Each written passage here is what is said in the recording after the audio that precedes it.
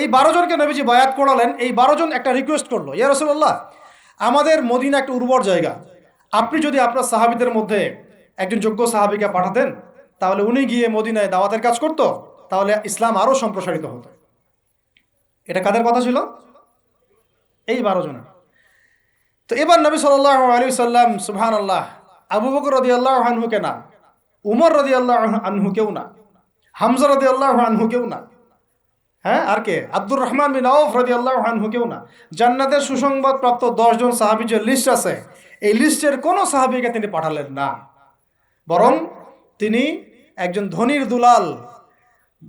দুলাল ছিলেন, ইসলামের জন্য সব বিসর্জন দিয়েছেন, এমনভাবে বিসর্জন দিয়েছেন যে তার গায়ে ফসকা পড়ে গিয়েছিল।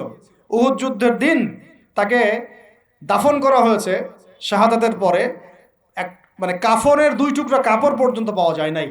কিন্তু তিনি ছিলেন মক্কার ধনীর দুলাল, যার পারফিউমের গন্ধ মানে এক রাস্তা দিয়ে হাঁটলে ওই রাস্তা সবাই পেত যে হ্যাঁ, এটা ওই ব্যক্তির পারফিউম।